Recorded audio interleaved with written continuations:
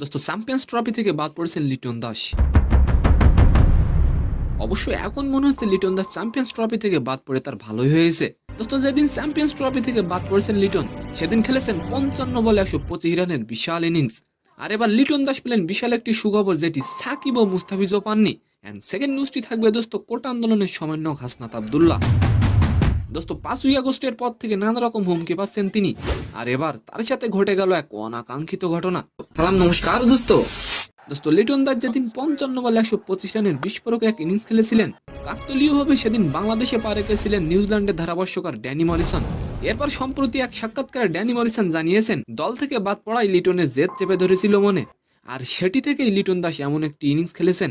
দোস্ত Danny Morrison বলেন, Liton Das champions ট্রফির দল থেকে বাদ পড়েছে, সম্ভবত তা মানসিকভাবে উপহার করেছে তাকে।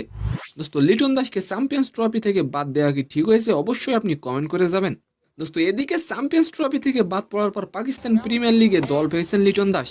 $25,000 লিটনকে কিনেছে করাচি কিংস। তবে দোস্ত মজার বিষয়টি হলো, এবারের পিএসএল 2025-এ এখন পর্যন্ত কোনো দল পাননি সাকিব ও মুস্তাফিজ। দোস্ত ড্যানি মরিসন আরো বলেন, লিটন দাস আপনি সবসময় দেশের হয়ে খেলতে চাইবেন। সেকেন্ড নিউজটি হলো দোস্ত, ছাত্র আন্দোলন নেতা হাসনাত আব্দুল্লাহর ভেরিফাইড ফেসবুক পেজ সোমবার 13ই জানুয়ারি থেকে পেজটি খুঁজে পাওয়া যাচ্ছে না। দোস্ত সোমবার রাতে আব্দুল্লাহর পেজটি খুঁজতে গিয়ে কোনো তথ্য পাওয়া যায়নি। দোস্ত সার্চ করলে দেখা যাচ্ছে তার পেজটি পাওয়াই যাচ্ছে না। তো সম্মানিত দর্শক, আজকের ভিডিওটি কেমন লাগলো অবশ্যই কমেন্ট বক্সে জানাবেন। আর ভিডিওটি যদি ভালো লাগে অবশ্যই একটি লাইক দিয়ে আমাদের চ্যানেলটিকে সাবস্ক্রাইব করে দিবেন। ধন্যবাদ।